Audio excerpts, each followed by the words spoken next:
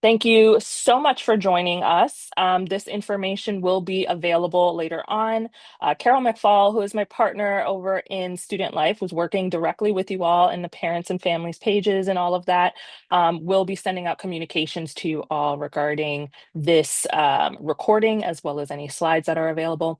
My name is Angie Sosa. I use the she series pronouns. I am the Associate Director for Off-Campus Engagement in the Office of Residential Life and Learning. And I'm joined today by my colleague from Financial Aid. Wenmo, I'll let you introduce yourself. Hi, my name is Wenma. I'm Associate Director of Financial Aid. Awesome. Thank you so much. We're very happy to have you all join us today. We're hoping that we can get you some useful information. I'm sure there's lots of questions about what this process might look like. And so, just to kind of go ahead with that, we'll go over a little bit of a general overview, a timeline of what you should be doing when, what the difference is between living on and off campus, what the housing wait list looks like, if there's any folks on this call who have students or who may be a student who is currently on the housing wait list. um, We'll go over studying abroad and subletting process. We did receive a lot of questions about subletting, and so we will be hitting upon some of that information as well as finding roommates if you are a student who didn't necessarily have a group that you were looking to rent a space with or look for a space off campus with. We also will go over, some stuff with supporting your student as a parent. It can be really difficult. We understand, especially being very far away, for many of you, just to ensure that you can support your students and what would be helpful to ensure that they know from your end as well as from our end. We'll go over budgeting, financial aid, and other payment plans. That's where my colleague comes in. And we'll talk more about some of the other resources we have, such as health and wellness, how to navigate some of our challenges, general frequently asked questions, and towards the end, our resources. Again, this information will be available online to you all, so you will have access to this. And we will also be posting it on the Off Campus Engagement YouTube page. So you can always check it in multiple locations. So just to get started, we are predominantly aiming this conversation at our students who are in their sophomore year. That's their second year here. They are the students who are likely thinking the heaviest about this, though we do want to make sure that our students who are in their first year are familiar with the fact that this is something that will potentially be coming down the line. So a lot of folks will ask us, what is the timeline? What should I be doing when? How do I kind of prepare for the possibility of needing to live off campus? Well, number one, in that first year, our students are just getting used to being on campus. We want them to enjoy their experience, get used to being in the space, feeling comfortable with classes, etc. In the second semester of their first year, they are going to start, working with our office in regards to housing for the upcoming year as a sophomore. Now, as you may remember, they are guaranteed an on-campus space for their sophomore year. And so that process is going to look a little bit different than when they applied as a first year student. For those students, we know that, traditionally, we've seen a large number of students come back just before the start of their sophomore year, and they're prepared to sign leases very quickly. We're trying to, edge students not on the case of doing that. We want to make sure that they are fully prepared or have the information to be sure to know what they're doing. But we do want to make sure that we're getting that group early. So at the second semester of their first year, we do want students to start thinking about their process, start educating themselves on how to consider certain things, wondering that question, is off campus going to be the best option for me? You, as parents and families and other support networks, you're also probably wondering, what does my student need to start thinking about? Over the summer before their second year, they may be thinking a lot more about this question. Is it something we need to be prepared to sign the moment we get back, or what are the things I need to be thinking about? So I encourage the students to start talking to their friends, talking to you all. About what this process is going to look like. Is the possibility of going abroad something that they are potentially interested in? Our finance is going to be something that they need to consider. If there's someone who is seeking or receiving financial aid, do they need to meet with their financial aid representative to get more information on what that looks like? And then start familiarizing themselves with the housing search process, asking questions, of maybe friends that they have off campus, et cetera. If they are going to see spaces off campus, getting a feel for the things that they should be looking at. Now, I will say, in that first semester of that year, in the fall semester, we do hold an off-campus housing fair. We do it fairly early just to make sure students know that there's lots of resources available, both from our offices here at the university, as well as outside offices within the community. And so we want to make sure that they understand that there's lots of resources to kind of help them through the process. We also bring folks on campus who may be a real estate agent in a local company who posts on our website, or maybe a landlord who has a space off campus. Those are things that are, they're welcome to apply. It's not necessarily recommended by our university to go with this particular person. We do want to make sure everybody does their due diligence in seeking out the best option for them, but it is providing you all with some options. In the second semester of their sophomore year, if they haven't already signed that lease, they're going to start preparing to select and sign a lease. So we want to make sure that they are feeling comfortable or feeling comfortable enough with making that decision, understanding where some of the added expenses are, et cetera. We will have some options that we do over the year to ensure that they have resources. So we do a program called our Free Flea Market, where students and people from the community might hand down gently used furniture items or anything like that, appliance items and whatnot. So it's helpful with getting them started with their first off-campus apartment. So I would recommend that they are keeping an eye on emails that we're sending out, communications from their resident assistants, so that way they know what to keep in mind as it comes closer. We do also work very closely with the resident assistants to hold programming in their areas to make sure that their students are getting this information. So as you know, live on campus requirements, we do have a 2-year residency requirement. So entering first year students are required to live on for the first 2 years, or the equivalent of 4 semesters. We do have some students who have requested an exemption to this. So that could be something dependent on medical need, religious need, anything like that. We do recommend that you're contacting the appropriate offices here at the university to manage that. If it goes through the approval process, you can get the exemption. With that said, we're going into our housing waitlist process. So that comes into our juniors and our seniors who have applied for on-campus housing, who did not receive a lottery number, which would guarantee them a space on campus. They do have the option to opt into the waitlist. The waitlist is essentially, any additional spaces that we have, whether it is something that wasn't selected during the process, or we just had additional openings in other areas, we can reach out to those students who are still looking for spaces.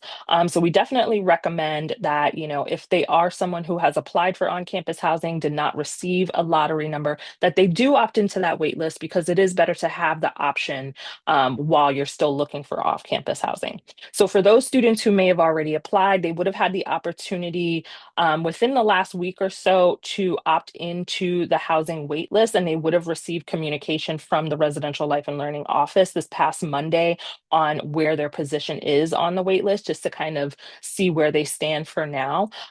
Students can still add themselves to that wait list, but from at this point, it's going to be on a rolling basis. So we just want to make sure that folks know that that is still a possibility. A question has come up recently regarding housing accommodations, specifically medical and religious, and we want to make sure that students understand the difference between being on campus and off campus with those particular needs. When you're living in on-campus housing, if you have a medical need or a religious need or anything of that sort, we do request that you are meeting with the particular campus departments who can work with you on those particular accommodation needs. So that would be the Star Center in regards to any medical need, and the Office of Equal Opportunity for religious need, anything of that nature. They work with specialists who are able to kind of determine, what is going to be the best type of living situation for them, and that information gets sent over to our office where we're working with, those students to place them. It is different when you're living off campus, specifically because, the Office of Residential Life and Learning isn't directly involved in what that process is looking for you. We're really here to be a resource to help not negotiate, excuse me, navigate what that process looks like. And so one of the things, or a few of the things that we definitely recommend students are considering and families are also considering, is that trying to find a space that's going to meet all of your requirements, whether or not you have an accommodation need, can be challenging. So you want to factor that into when you're searching for stuff, trying to prioritize what are the more important elements if possible, and kind of go from there. Landlords are legally prohibited from discriminating against tenants whose needs can be met through reasonable accommodations. So if you're running into challenges with a landlord, we do recommend reaching out to the Massachusetts Commission Against Discrimination. You can find more information on their website. And then if you are a little concerned about whether or not you're going to be finding something that will fit your particular need, you can reach out to the Tufts support services, whether that's the Star Center or Office of Equal Opportunity, to determine what your potential options are. But similarly, we want to make sure that you are finding a space that is going to meet your need. So we do recommend doing that as soon as possible, if that is something that falls into your need. As I mentioned a little bit with the on-campus housing application process, the application process is already opened and kind of gone through that process. Students are often interested in studying abroad, and this is where we're getting into our juniors student population. Some sophomores and some seniors do go away for a semester or so, but that is much more limited than our junior student population. They are required to alert the Global Education Office by November 1st. And so when we receive that information, we're far more likely to house someone on campus who is looking for housing for the full year. That doesn't mean that someone who is potentially studying abroad won't have options, but again, they are someone who should be added to our wait list so that way we can find them something. This also brings up the conversation regarding subleasing, and subleasing is a big question for a lot of folks. And so we do have a couple of slides here where we'll go over that. Specifically, as I've mentioned, in September, October, the housing application does open for our on-campus placement. November 1st is that deadline for the study abroad intent form. November, December is typically when we're going through the housing selection process, and in early December, students will find out about their placement on the wait list. As spaces are available, students on that wait list are contacted just to kind of let them know, hey, this is a space that's available. If you're interested in taking it, let's go ahead and do that. We're trying to do that earlier and earlier each year to ensure that we can get that handled. I will say that if you are still looking for off-campus housing, maintain your space on the wait list until you've been able to secure something. We just want to make sure you have as many options as possible. There are ways to connect with other students. We've got our off-campus Canvas page, which is currently only available to students, and a lot of the information is being translated over into our regular website. So if you just look up Tufts off-campus engagement, it'll take you to our website, which has lots of useful information, frequently asked questions, handouts, etc., where you can find helpful information. We have our subletting connection form, which is kind of taking a little bit of a change right now. So if anybody is trying to access the form currently, it may be under construction. So we do want to make sure that you're kind of holding tight. It will be available soon. But that form is really helpful because it works to kind of connect students when we're trying to make sure that they have, someone that they are comfortable with living with. And I'll go over in a couple of slides what that particularly looks like. Our off-campus housing website, which is something that is partnered with apartments.com. Very similar to an apartments.com setup, students can search for housing options. They can search for potential roommates, which is a feature that is specifically to the students in the universities who are partnered with this company. So you'll see that there are other universities who are also partnered with off-campus partners and apartments.com, which is Boston University, Northeastern, et cetera. So they may be able to find potential roommates through that. If your students still have access to Facebook, they're more than welcome to look up Facebook pages. I'm sure that they still exist. I will say that our office does not manage any Facebook pages. So if you come across anything that does say Tufts off-campus housing, please note that that is not something that is monitored or managed by our office. That is likely something that was set up many years ago by either someone who may have at one time been associated with the university or not. But because there are so many spaces in the vicinity of the campus that are set up that way, lots of people find help in posting there. There's also class group me chats, which are available to your students, so they can definitely reach out there. I've heard some folks of finding people, whether it's a full-time roommate for a full year or something to sublet in those particular areas, but they can sometimes be a little bit challenging to navigate. So we're working to create more options to really help our students out. So, some important things to really consider when students are subleasing a space, whether that's you're a tenant who is looking to sublet your space to another person, or you are a person looking to rent it from another person. We want to make sure that you are following very similar steps to when someone would be looking for any type of housing. So, ensuring that the landlord actually does allow subletting is something that's important. That's something that you can speak with the student renter, the tenant about. That is likely something that they've already spoken to their landlord about.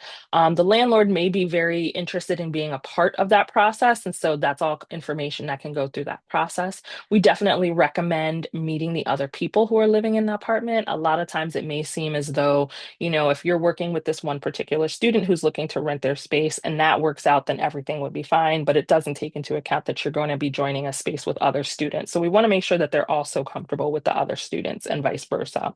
And then we also want to make sure that students have reviewed and understand the lease requirements, and that is specifically the lease that the tenant receives, because any subletter is still going to be held to all of the terms that is listed in that lease. When they're renting a space, you're going to be working with that potential tenant on what is an agreeable housing rate. So that rate could be, equal, lower than what the renter currently pays. For example, if the renter's, rent is $1,200 per month, but the renter that they were able to find is that's not something that's within their ability, they may be able to negotiate a lower cost with that person. That's a conversation that will happen between those two folks and whoever else is involved in that. They should also discuss how those payments are going to be made and to whom. Is it something that is going to go directly to the landlord? Will it go to one student who lives in the house who kind of pulls everything together and then sends in a rental check of anything like that? It should also determine what's included in that rental. Lots of students are trying to find places on, whether or not they should hold on to their furniture, if they should sell it, if they should do anything like that. So we do offer that question in our subletting connection form to really ensure that students know if you're looking for furniture, we may have someone who is interested. And then we also recommend that they record their agreement in some way. There isn't a, subletting form that like exists across the board. So it is something that, you all are going to have to work on. And we want to make sure that students know that you both need each other to be successful in the process. I have also heard that there are lots of postings from parents on the Facebook page in regards to the subletting process. And if that has been successful, it could be helpful. But I do know that that page is also for a variety of different elements. So we definitely recommend that our students participate in the forum, and we will connect them directly with one another. This is just a quick screenshot of what that form, the first few questions are looking for, and some of the changes that we recently made. So the original form was very clearly, I have a room, I'm looking for a subletter, or I need a room and I'm looking for a sublease. We have added that third option for students who are looking to find roommates whose need match their own. So that way we can help students who may be looking for groups for a full year. Keep in mind that that is not always possible, and we're going to do our best to connect students. And even if we do have the ability to connect students with lots of people who are looking, there still may not be a match. So I don't want everybody to put all of their trust in this one particular option. We should be doing everything that we can do to try and find you some options. So some of the things that that connection form are going to collect, aside from that general information, is for which semester the student is looking to rent a space or rent their space out, if they have a particular budget, if they prefer to live with a particular gender of students, if they're looking for furniture rental, whether or not there is concerns about a pet or a support animal that may be present in the community. That way we can make sure that that is something that we're not necessarily just sharing out to folks. We want to ensure that they're going to be comfortable in those particular areas. There may also be questions about the new building that is going to be built on Tufts campus in the coming years. So just for reference sakes, this is something that is scheduled to open in fall of 2027. It will be open to juniors and seniors. And I believe our seniors or seniors at that time are going to be the predominant group that will have access to it. It will be apartment styled, and we're estimating approximately 650 or so residents. It is a public-private partnership, so that's what that P3 stands for. And so the application process is going to look a bit different. It isn't our, no, our normal on-campus housing application process. So when we get closer to that process, more information will be available. But in case folks are interested in learning more about it, we wanted to provide you all with some detail. Some other questions folks might have, are they moving too fast or too slow with this process? And a lot of families and students think it's necessary to sign a lease a year in advance. And that kind of goes back to the conversation I was having with a student who may have gone home for the summer break right after their first year, and they're coming back and they're prepared to sign a lease for their junior year. Some of the concerns that we have around that are that it doesn't leave a lot of plan or a lot of time for contingency planning, such as, is this friend group going to be the friend group that you want to stay living with? Keep in mind that many times the student group that you have met in your first year, you've only known for that first year. You still have a whole other year to really figure out whether or not that's going to work out and that's going to be a group that you want to live with. Now, keeping in mind that, you will likely have to make decisions within those following months, we do want to make sure that you're making a correct decision. It also doesn't leave space for any other issues such as financial changes or, is the need to take a leave from the school something that might pop up? So that can be really challenging. Something to keep in mind is that because you're not living on the Tufts campus, you're not signing a contract with Tufts University for this off-campus space, the landlord can choose to still hold you to that agreement, that lease that you have signed. So we do want to make sure that students and families are aware of that. It's not as easy to get out of an off-campus lease as it might be to take a leave from the university and have your on-campus housing canceled.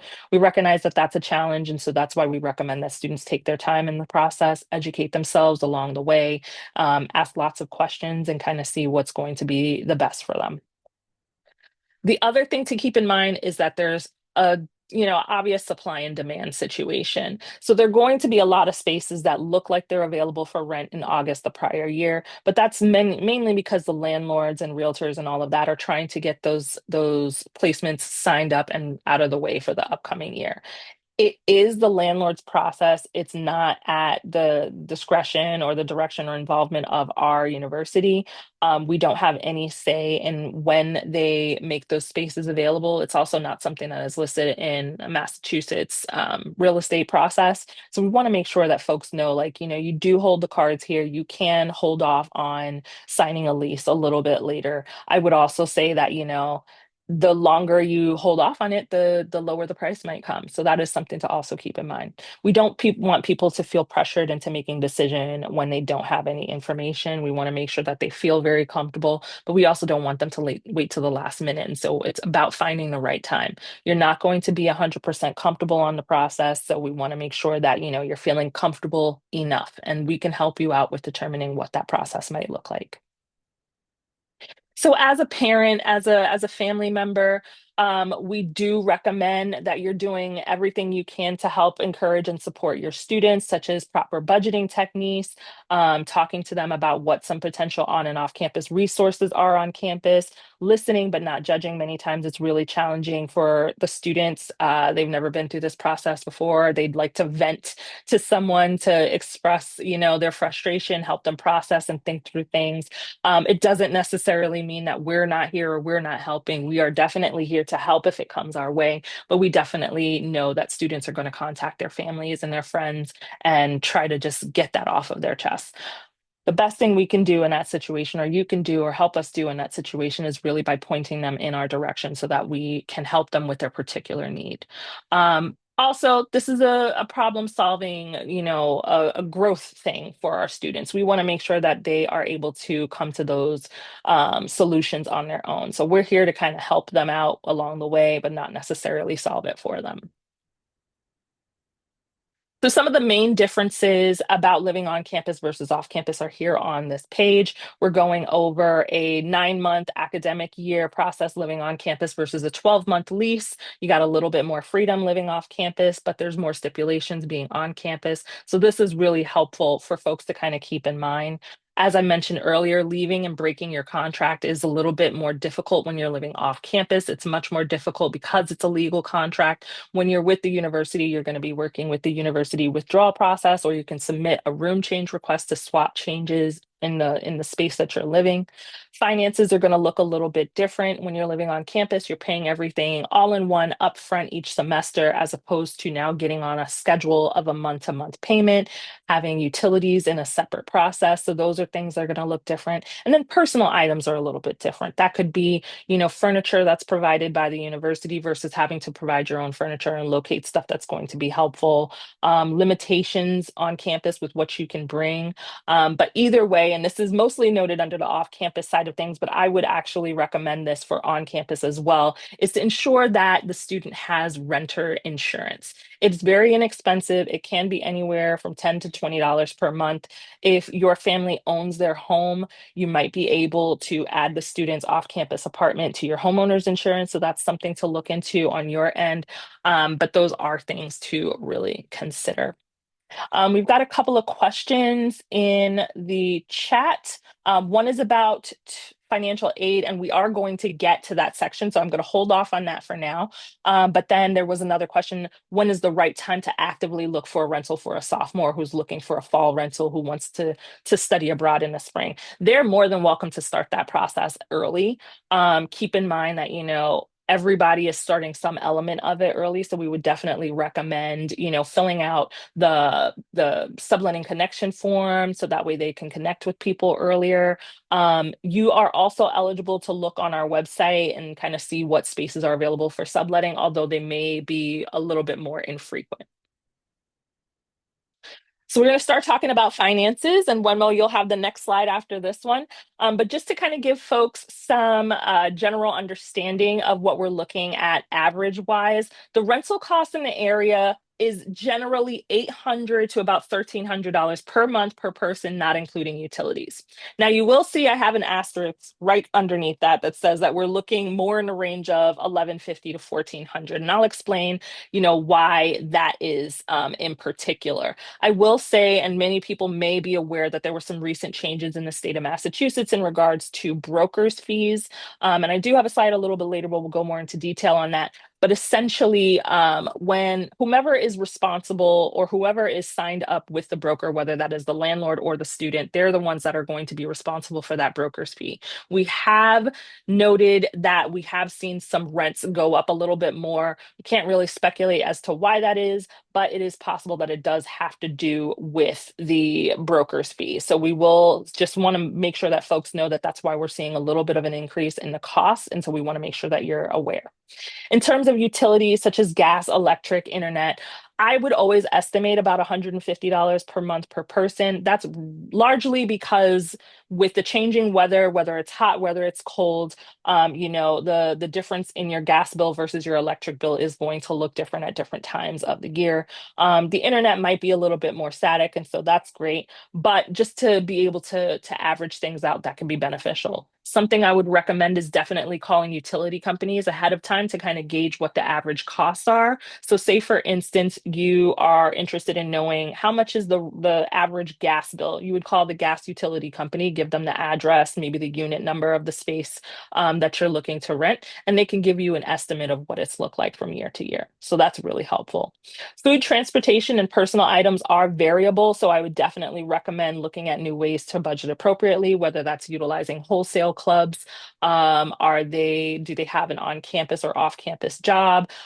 What are things that they're able to manage? Do they have a vehicle? Do they need to pay for parking? Will they need to utilize public transportation, etc.? So that's all very individualized, and we want to make sure students have that information. Hey, One thanks, more. Angie.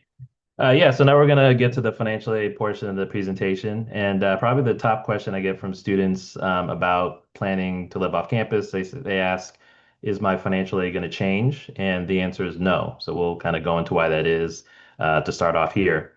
So basically, when we're figuring out financial aid, where we're calculating it, what we start off with is the cost of attendance.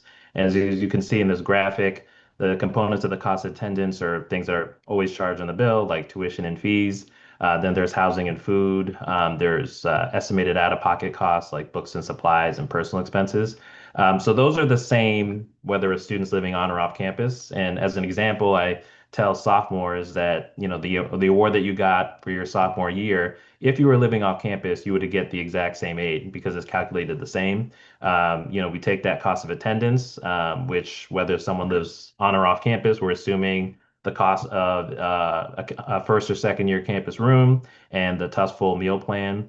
When we're figuring out the award, we're calculating the family contribution exactly the same. And then we subtract the contribution from the cost of attendance, as you can see in that graphic. And that's how we determine the award. So it's the same whether a student's living on campus or off campus.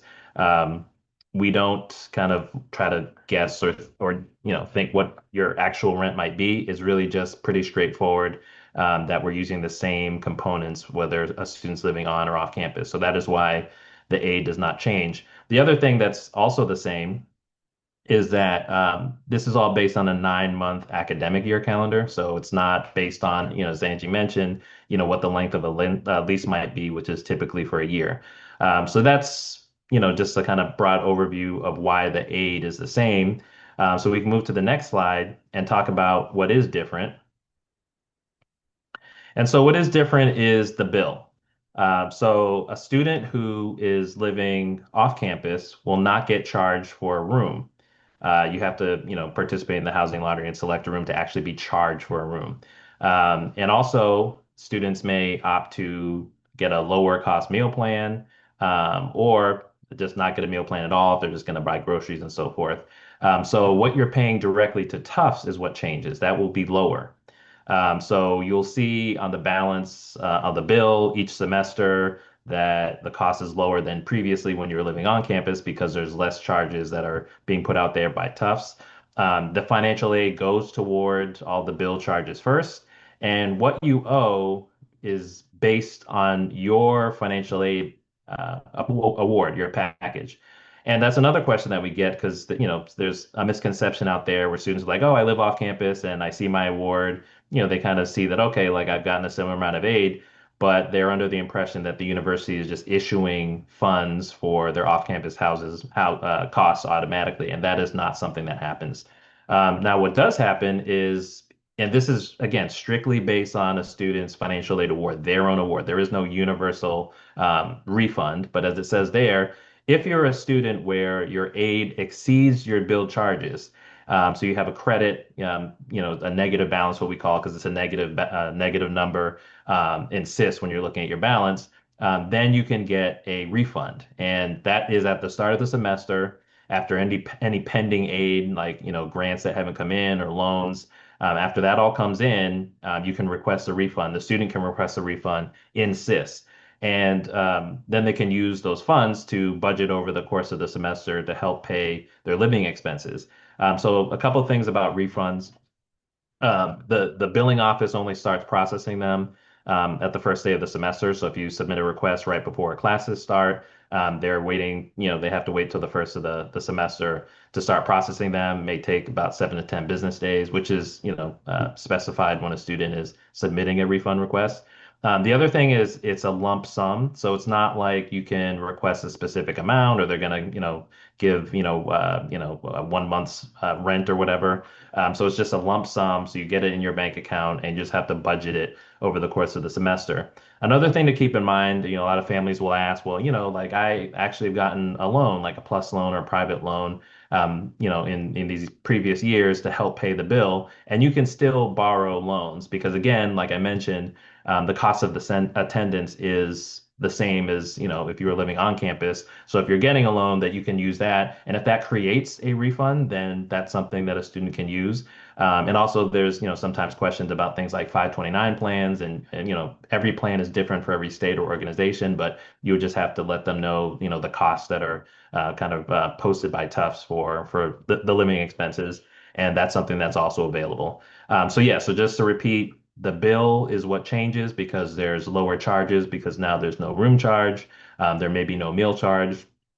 And so basically the balance is lower. For students who have a high amount of aid, then you may end up with an excess and you can take that refund, or someone who wants to use a loan or some other type of or 529 plan, something like that.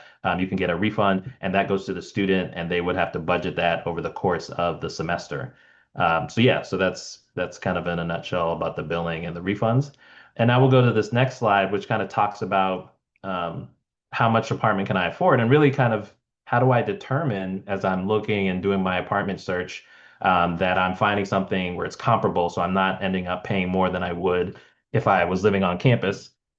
So basically, this is, taking the costs that we use in the cost of attendance that we mentioned before, and it's combined. So, some people might say, hey, my rent is, when you add it up over 9 months, it's actually more than a room on campus, but it's the total of housing and food divided by nine. So, the recommendation is if you're looking for housing over a 9 month period, you want to make sure that the costs are under that, about $2,200 threshold for rent, food, all utilities. So all the expenses related with living off campus. And if you do that, then you're going to be in line with what you would have paid living on campus, and having a tough full plan. Now, obviously, as Angie mentioned, and as we all know, or a lot of us may know, leases are typically for 12 months, whereas financial aid is based on a 9 month academic year. So you have to make plans to cover those other 3 months. If it's in the summer, getting a sublet, or maybe you're working, or you're using some sort of savings. So unfortunately, financial aid is not available kind of outside of the academic year. So it's not something that you can get access to earlier or later. So you do have to kind of plan and look into your options for covering any expenses that are not within the academic year. And also, kind of alluding to what Andrew was mentioning before. I mean, and as many may be familiar with, when you have a lease, there's the first month, last month, there's upfront costs, maybe a broker's fee, maybe security. And Angie might get into that more detail where, maybe you're trying to negotiate with the landlord, so you're not paying as many months up front. But those are things that financial aid, unfortunately, cannot cover. So they're things that you have to keep in mind when you're planning. Yeah, so that's it. Thank you. Thanks so much. So just to kind of go back to the broker's fees and also kind of building off of what Wenmo was just talking about those upfront fees, those are things that folks should be thinking about as early as possible. Having the conversation with the necessary people, whether it's folks in financial aid or your parents, whomever, really to determine what is the budget that you can actually afford for your rent and your utilities per month. Because a lot of that is also going to go into how much money you need to come up with upfront when you are looking for a space off campus. They're going to request likely the first month of your lease, the rate of your first month's rent of your lease, the rate of your last month's rent of your lease. If they request a security deposit, it can't be more than 1 month's rent. So, example again, if your rent is $1,200 for the month, you'll be paying $1,200 security deposit unless they have requested a lower number, but it shouldn't be anything higher than that 1,200. And if you have signed a contract to work with the broker, then you would potentially be responsible for that broker's fee. And so those are where some of the changes are that we want folks to kind of keep in mind. This did go into effect here in Massachusetts in August. And so whomever the party is that contracts the relationship with the broker is to be responsible. And that kind of goes back to what I was saying earlier, is that we are seeing a slight increase in numbers for folks. So we want folks to be aware that it is possible that you will see some increases in the cost of rent. But ideally, we're staying in the general realm that is the same. This next slide will give you a little bit of a breakdown, if I can get it to go, okay, of what we're looking at typically between when you're using off-campus housing as a number to kind of, compare against versus living on campus if you're not receiving financial aid versus living on campus if you are receiving financial aid. We do have a little bit of difference in cost with what the rates are, as that is dependent on how financial aid determines what the housing cost is.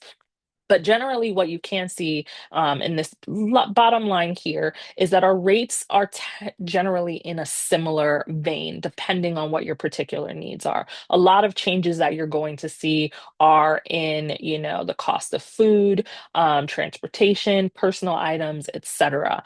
There was a question earlier in the Q&A box as to whether or not students had the opportunity to select a meal plan, and that's definitely something they can still do. But we have seen a lot of folks, opt to purchase their own food off campus specifically because it will allow them a little bit more funds to be able to allot to rent costs or other needs. With that said, it is still an option available for you all. It cuts down on the need for you to learn how to cook or for you to cook for yourselves, etc. But one thing we do want to recommend is that students are keeping in mind what their time management is. We do recognize that a lot of folks are in, classes or in labs throughout the day, and that might counter what some of the availability for the cafeteria times are. So we want to make sure that folks are keeping those things in mind. Health and wellness options are still available for all of our students, whether you're living on campus or off campus. That includes the meal plans, that includes health services or counseling and mental health services, as well as our student support office. Student support works out of student life, and they're here to kind of help students with navigating various things. So whether that is the need to take a leave or, hospitalization, if that is something that comes up, there's lots of things that folks are able to kind of connect with student support with. They can also point us in the direction of who is best to work with you on your particular need here at the university.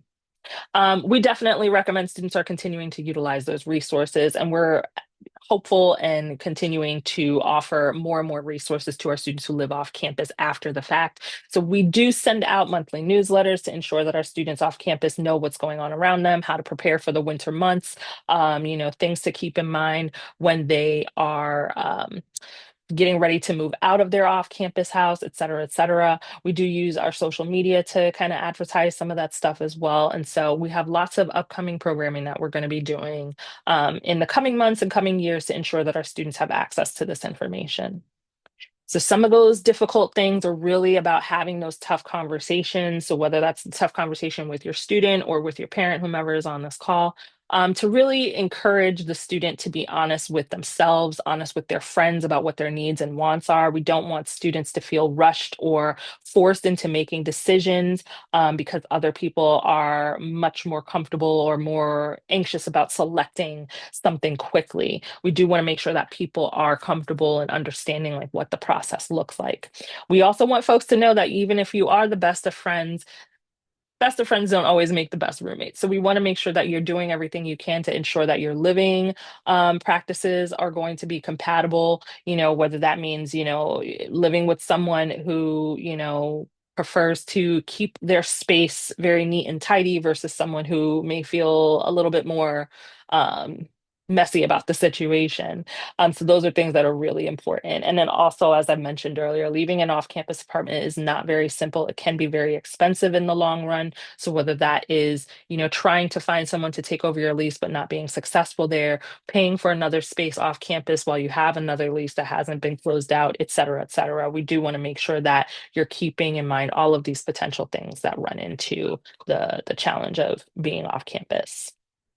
And then, of course, as we've mentioned, our office is here to assist with various different things. So whether that's roommate mediation, conflict resolution, say for instance, the roommates are having some trouble getting along, we're here to kind of help them talk through some things to see what are some options that we can do to make it a little bit more comfortable of a living situation. We're here to help do general reviews of off-campus needs and challenges. We do not offer lease reviews. I will say that as the lease is a legal document, that is something that is best reviewed either by a legal professional, or if you're working with a real estate agent, they are someone that can also provide some guidance over that. We're here to kind of help you with navigating the process, whether it's looking for housing or subletting opportunities or managing some other things that may pop up while you're living off campus, and also maintain involvement while you're living off campus. We understand that you're not necessarily living here in the thick of it, and so you may feel a little bit more disconnected, but we're here to kind of help you in that transition from being on campus all the time to now living that more adult focused life in an off campus space. This last slide has some of our resources and contacts. You can follow us on Instagram at Tufts ORLL, or you can contact us at offcampusinfo@tufts.edu. If you've got specific questions about the on-campus housing process, we definitely recommend contacting those team members via student services. So their information is available here, as well as the contact details from our campus partners, whether financial aid, student services, student support, or family engagement.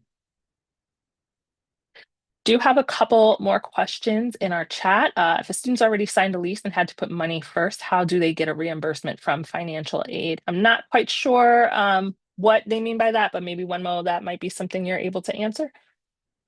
Yeah, there aren't reimbursements from financial aid. So unfortunately, kind of as I was mentioning before, the financial aid is limited to just awarding based on the academic year. So if there's any upfront costs, you have to find some other options as far as addressing those. Now, if the student does have aid that exceeds their charges, if they happen to have a level of aid that exceeds their charges, and they get a refund at the start of the semester, depending on how some of the cash flow had done before. Maybe you're kind of technically getting a reimbursement from your refund. But again, that's not a preset thing. That's not something that Tufts offers to students automatically. There's not really funding for upfront costs. So it really depends on a student's individual circumstances and their individual award.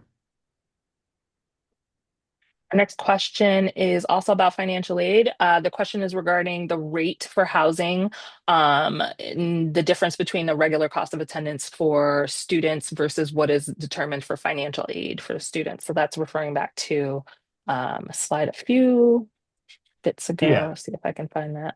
Yeah, so and just kind of touching again on that. So the kind of the framework for a financial aid award is using the cost of attendance, and that is the same whether a student's living on or off campus. Now, regards to 529 plans, you'd want to check with your plan just to see what kind of documentation they would need from the university if you're looking to get funds that also cover things that aren't going to be charged by the university but are considered standard costs.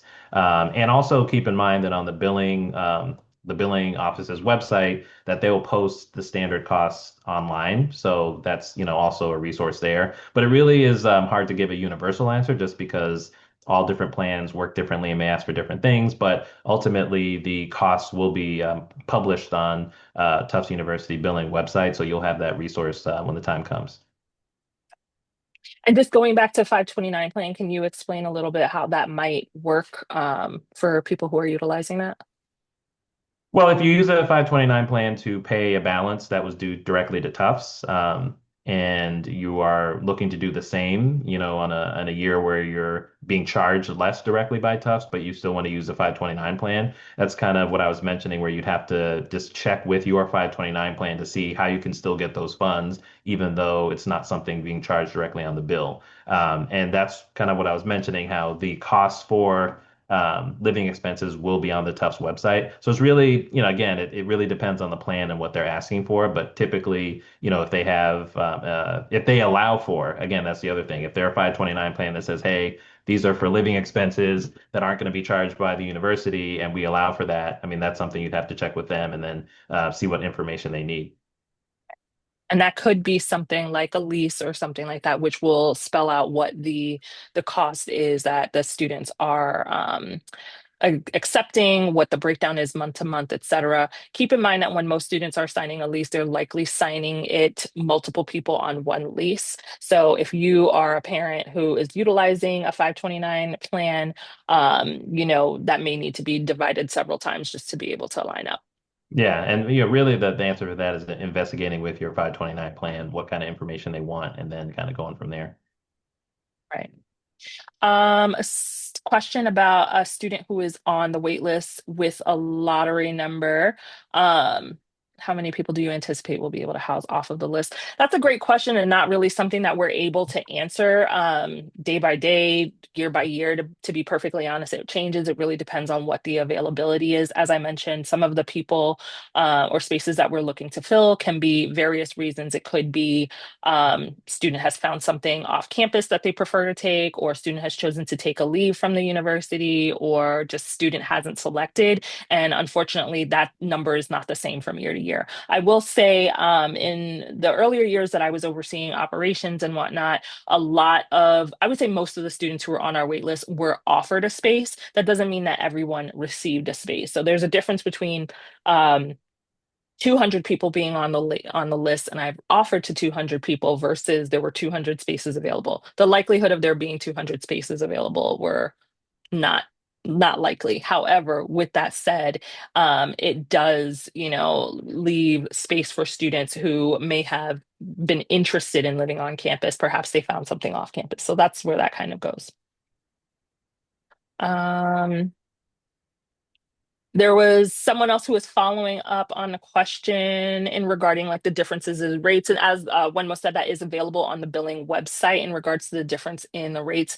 They, in financial aid, they are taking the total cost of attendance. So that's the cost of housing, that's the cost of tuition, board, et cetera. So that's why it's kind of that general rate, but it is broken down a little bit further on our website. Sorry And to kind of move and past to that. reiterate, I'm sorry. that when we're figuring out aid, there aren't different costs used for someone living on campus or off campus. In fact, they're the same. So, and that's how I understood that question. So when we're figuring out financial aid for someone living off campus, we're not using different costs for someone living on campus as someone living on campus. So just wanted to clarify that in case that was the question. Sure. Thank you. And if you have specific questions about your individual financial aid thing, we definitely recommend reaching out to financial aid through student services to set up a time to chat with them or get more information on your specific situation. There was questions about on-campus availability for students. How many spaces are available typically for students? You know what, that's not a question that I can actually answer as that's not my area of expertise, but I will say that at this point in the process, because we've already gone through the housing selection process, I would recommend that anybody who is currently on the wait list or who did not receive a lottery number and is thinking about whether or not they should go on the wait list starts to think about off-campus living. So I would recommend looking into that. And then the other question was in regards to when the availability of apartments tends to be greatest, when's the best time to sign a lease, et cetera. As I mentioned earlier on, that's really dependent on the landlords and the realtors in the area. That's not something that we have much control over. There's nothing that says that they can't advertise a space for a year in advance, which is why we see a lot of that stress point where our students can feel like this is the only time I'll be able to find something. We do find that the availability does come in waves and valleys. So we'll definitely see it pick up probably within the next couple of months. We do see more interest in late January, February, and March. We will be holding another off campus fair around that time as well. So that will coincide with the interest of students who may be looking for off campus spaces. So we'll bring some local companies who have often posted on our website to campus so that they can talk directly with someone. If they so choose to go with that particular company, that's at their discretion. We always ask you all to please do your due diligence in asking as many questions as possible, so that you're making sure that you feel comfortable with the process. We know it's not a very comfortable process as it is, but we do want to ensure that we can make it as comfortable and as helpful as possible. Just keeping in mind with the timing here, we do have to kind of log off, but we do have all of our information available here on the screen. Please feel free to reach out to us if you have any additional questions. I'm going to stop our recording.